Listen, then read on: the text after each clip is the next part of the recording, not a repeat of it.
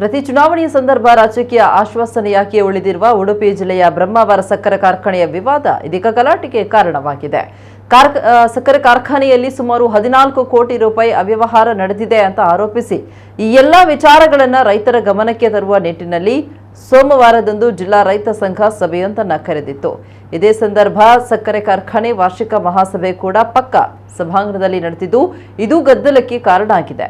ಈ ಕುರಿತು ಮಾಧ್ಯಮಗಳಿಗೆ ಪ್ರತಿಕ್ರಿಯೆ ನೀಡಿರುವ ರೈತ ಸಂಘದ ಮುಖಂಡರು ಸಕ್ಕರೆ ಕಾರ್ಖಾನೆಯ ಆಡಳಿತ ಮಂಡಳಿಯ ವಿರುದ್ಧ ಉಗ್ರ ಪ್ರತಿಭಟನೆ ಮಾಡಿ ಕಾನೂನಾತ್ಮಕವಾಗಿ ಹೋರಾಟ ಮುಂದುವರಿಸಿ ತಪ್ಪಿತಸ್ಥರಿಗೆ ತಕ್ಕ ಶಿಕ್ಷೆ ಹಾಕುವಂತೆ ಮಾಡುತ್ತೇವೆ ಅಂತ ಎಚ್ಚರಿಕೆ ನೀಡಿದ್ದಾರೆ. ಅದಕ್ಕೆ ಕಳೆದ ಬಾರಿ ನಾವು ಈ ಸಭೆಯ ಅಧ್ಯಕ್ಷನ ವಹಿಸಿಕೊಂಡಿರ್ತಕ್ಕಂಥ ಹೋಗಬೇಕಾಗಿದೆ.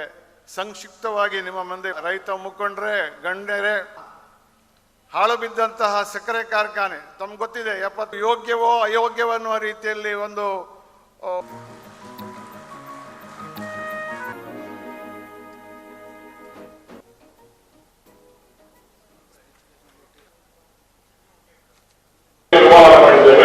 ಸಂಬಂಧಪಟ್ಟ ಪೂರಕ ದಾಖಲೆಯನ್ನು ಕೊಡಬೇಕಂತೆ.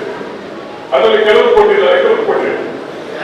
ಎಲಿಜಿಬಲ್ ಇರುವಂತವ್ರು ಎಲ್ಲವನ್ನೂ ಅದರ ನಿರ್ದೇಶನ ಆರ್ಥಿಕ ವರ್ಷದಲ್ಲಿ ಯಾರೆಲ್ಲ ಆಗಿದ್ದಾರೆ ಮಾರ್ಚ್ 1 ಆರ್ಥಿಕ ವರ್ಷ ಅವರಿಗೆಲ್ಲ ಪದ್ಧತಿಗಳನ್ನು ಸಮಾನ ಮಾಡಿ 60 ದಿನದೊಳಗೆ ವಾಪಸ್ ಕೊಡ್ತಾ ಇದ್ರೆ ನೀವು ಅವರಲ್ಲಿ ಮೆಂಬರ್ ಆದಂದ್ರೆ ನಾನೊಬ್ಬ ರೈತ, ನನಗೆ ಗೊತ್ತಿಲ್ಲ, ಕನ್ನಡ ಓದಲ್ಲ ಸರಿ, ಆದ್ರೆ ನೇಮ ಏನ್ ಹೇಳುತ್ತಂತ ಸತ್ಯವೋ ಸುಳ್ಳು ಸಾಕಾಗಿದೆ.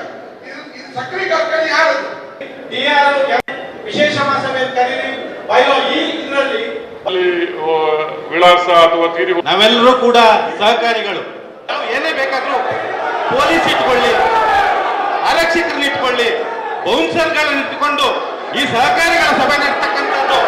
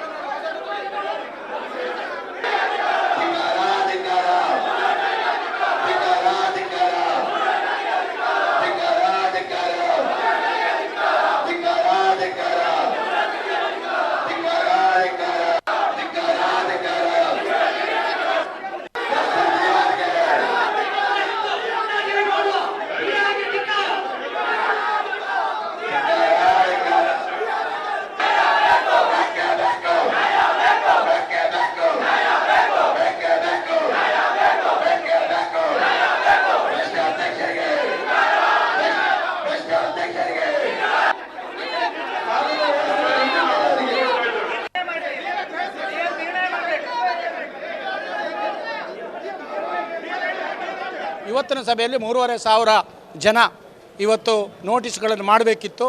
ನೋಟಿಸ್ ಮಾಡಿದ್ದೇನೆ ಅಂತ ಹೇಳ್ತಾರೆ. ಒಂದು ಕಡೆಯಲ್ಲಿ ಅಧ್ಯಕ್ಷರು ಇಲ್ಲಿ ಒಂದು 600 ಜನ ರೈತರು 2022ನೇ ಇಸ್ವಿಯಲ್ಲಿ ತಮಗೆ ಮೆಂಬರ್ಶಿಪ್ ಬೇಕು ಅಂತ ಹೇಳಿ ಅರ್ಜಿಯನ್ನು ಸಲ್ಲಿಸ್ತಾರೆ. ಬಹುಶಃ ಇವರು ಸ್ಕ್ರೂಟಿನಿ ಮಾಡ್ತಾರೆ. ಇವ್ರಿಗೆ ಬೇಕಾದಂಥ 160 ಜನರಿಗೆ ಮಾತ್ರ ಕೊಡ್ತಾರೆ, ಅವ್ರಿಗೆ ನೋಟಿಸ್ ಮಾಡೋದಿಲ್ಲ. ಸಹಕಾರಿ ಕಾಯ್ದೆ ಪ್ರಕಾರ 1 ತಿಂಗಳಲ್ಲಿ ಇದು ಆಗದಿದ್ದರೆ ದಟ್ ಈಸ್ ಡೀಮ್ಡ್, ಏನು ಅದು ಡೀಮ್ಡ್ ಮೆಂಬರ್ಶಿಪ್ ಆಗಬೇಕು, ಅವರಿಗೆ ನೋಟಿಸ್ ಆಗಬೇಕು. ಮತ್ತು ಒಂದು ಕಡೆಯಲ್ಲಿ ಅಧ್ಯಕ್ಷರು ಇವತ್ತಿನ ಸಭೆಯಲ್ಲಿ ಆ ಮೆಂಬರ್ಶಿಪ್ಪಿನ ಕಾಯ್ದೆಗಳ ಬಗ್ಗೆ ಉಲ್ಲೇಖನ ಮಾಡ್ತಾರೆ. ಆದರೆ ಇವತ್ತು ಬೈಲಾ ಅಮೆಂಡ್ಮೆಂಟು ಮತ್ತು ಅದರ ಜೊತೆಯಲ್ಲಿ ಏನು ಆಡಿಟ್ ವರದಿಯನ್ನು ಮಂಜೂರಾತಿಯನ್ನು ಪಡೀಲಿಕ್ಕೆ ಅವರಿಗೆ ಬೇಕಾದಂಥ ಜನಗಳನ್ನು ಇಟ್ಕೊಂಡು ಮಾಡ್ತಾ ಇದ್ದಾರೆ. ಒಬ್ಬ ಅಧ್ಯಕ್ಷನಾಗಿ ಸಭೆಯನ್ನು ನಡೆಸುವಂಥದ್ದು ಅವನ ಕರ್ತವ್ಯ. ಬಹುಶಃ ಅವರು ಹೇಳ್ತಾರೆ ಉತ್ತರದಲ್ಲಿ ಬೌನ್ಸರ್ಗಳನ್ನು ನೇಮಕ ಮಾಡಿಕೊಂಡಿದ್ದೇವೆ, ಬೌನ್ಸರ್ಗಳನ್ನು ನೇಮಕ ಮಾಡಿಕೊಂಡದ್ದು ನನ್ನ ಏನು ವೈಯಕ್ತಿಕ ರಕ್ಷಣೆಗೆ ಅಂತ ಹೇಳುವಂಥದ್ದು. ಬಹುಶಃ ಸಾರ್ವಜನಿಕ ವ್ಯವಸ್ಥೆಯಲ್ಲಿ ನಾವೆಲ್ಲ, ನನಗೆ 63 ವರ್ಷ 40 ವರ್ಷದಿಂದ ಇದ್ದೇನೆ. ಬಹುಶಃ ನಾವೆಲ್ಲ ನಿರ್ಭಯದಿಂದ ತಿರುಗಬೇಕು. ಸಾರ್ವಜನಿಕ ವ್ಯಕ್ತಿಗಳು ಬಹುಶಃ ಯಾವುದೇ ಸಮಸ್ಯೆಗಳು ಬಂದರೂ ಉತ್ತರ ಕೊಡಬೇಕು, ಅಥವಾ ನಮಗೆ ಯಾರಾದರೂ ಏಟು ಹೊಡೆದ್ರೂ ಕೂಡ ನಾನು ನಂಬಿಕೊಂಡಂಥ ಸಿದ್ಧಾಂತಕ್ಕೆ, ತತ್ವಕ್ಕೆ ಅಂತ ಹೇಳಿರಬೇಕು. ಬಹುಶಃ ಇವತ್ತಿನ ಸಭೆ ನನಗೆ ನೋವಾಗಿದೆ. ಆದರೆ ನಾವು ಇವತ್ತು ಆಗ್ರಹ ಮಾಡ್ತಿದ್ದೇವೆ, ಶಾಸನಬದ್ಧ ಇದನ್ನು ಕೊಡಬೇಕು ಮತ್ತು ಪುನಃ ಸಭೆಯನ್ನು ಕರಬೇಕು ಅಂತ.